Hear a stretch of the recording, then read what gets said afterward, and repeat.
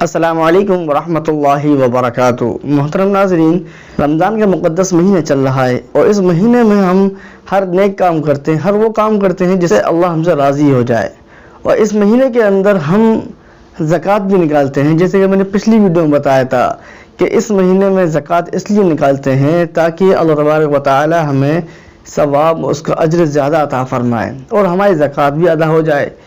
اب بات آتی ہے کہ ہم اپنی زکوٰۃ کو کس کو دیں۔ ہم اپنی زکوٰۃ نکالتے ہیں، بہت سے ایسے لوگ ہیں، اللہ کے بندے ہیں جو لاکھوں کے حساب سے زکوٰۃ نکالتے ہیں، اور جس اعتبار سے زکوٰۃ واجب ہوتی ہے، چاہے وہ ہزاروں کے اعتبار سے ہو، چاہے وہ لاکھوں کے اعتبار سے ہو، تمام کے تمام لوگ اپنی زکوٰۃ کو نکالتے ہیں۔ اب وہ زکوٰۃ کس کو دی جائے؟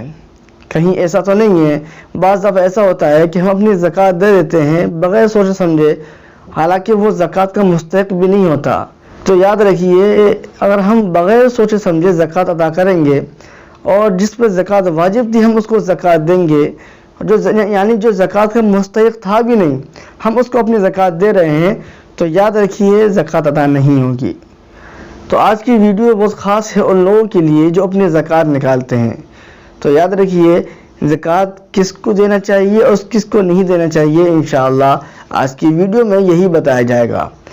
سب سے پہلے یہ سمجھیے کہ قرآن پاک کے اندر اللہ تبارک و تعالیٰ نے 10ویں پارے میں زکوٰۃ کے مصارف کو بیان کرا ہے کہ ہم زکوٰۃ کس کو دیں۔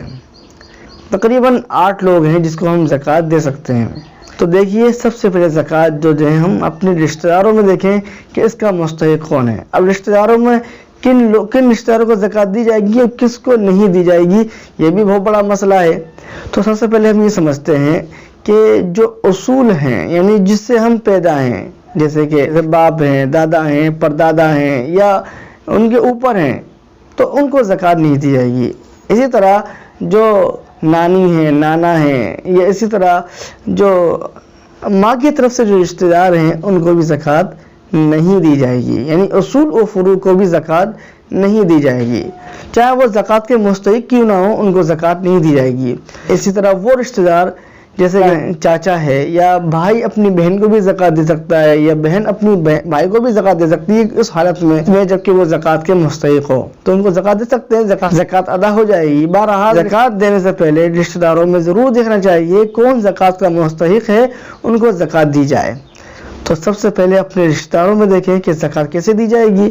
اس کے بعد یعنی آپ کے شہر میں جو مدارس چل رہے ہیں، جس میں دارالاقامہ قائم ہے اور وہاں پہ دین کی تعلیم ہو رہی ہے، وہاں پہ حافظ تیار ہو رہے ہیں، علماء تیار ہو رہے ہیں، تو ان کو بھی زکوٰۃ دینا جائز ہے، کیونکہ وہ دین کا کام کر رہے ہیں، ان کو زکوٰۃ دینا چاہیے۔ اس لیے ہم سب سے پہلے اپنے شہر کے مدارس کو دیکھیں۔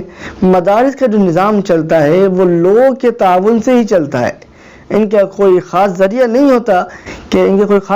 ہوتا صرف لوگ تعاون کرتے ہیں۔ اس ہم اپنے مدارس کو اپنے رشتہ داروں کے بعد سب سے پہلے انہیں کو دیکھیں کہ زکوٰۃ ان کو دی جائے، تاکہ دین کے جو کام چل رہے ہیں ان میں آسانی پیدا ہو، اپنے تعاون سے ان کی مدد کریں تاکہ دین کے کاموں میں کوئی پریشانی نہ ہو اور وہ کام بآسانی چلتے رہیں۔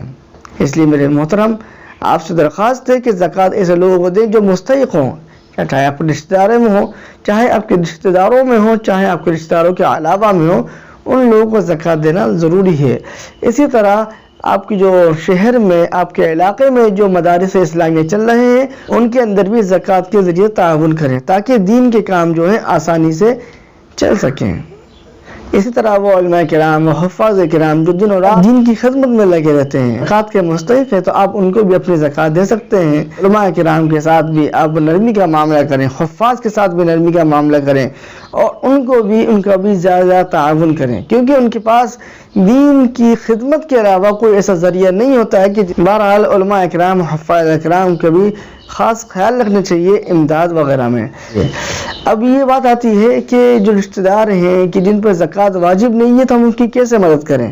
دیکھیے، آپ ان کی تعاون سے آپ ان کی امداد کر سکتے ہیں، آپ ان کو صدقہ دے سکتے ہیں، لیکن آپ کی زکوٰۃ وہیں پر ادا ہوگی جس پر زکوٰۃ واجب ہوگی، یعنی جو زکوٰۃ کے مستحق ہیں آپ کی زکات انہیں پر ادا ہوگی جو زکات کے مستحق نہیں ہیں. آپ چاہیں ان کو کتنے بھی روپے دے دیں, آپ کی زکات ادا نہیں ہو سکتی ہے.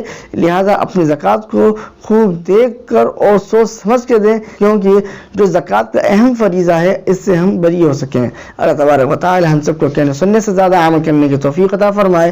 آپ اس کلپ کو دوسروں شیئر کریں تاکہ اور لوگ بھی اپنی زکات کو صحیح طریقے سے خرچ کر سکیں. ملتے ہیں اگلی ویڈیو میں. السلام علیکم ورحمۃ اللہ وبرکاتہ. مفتی محمد نعیم قاسمی کی اسلامک ویڈیوز دیکھنے کے لیے چینل کو سبسکرائب کریں.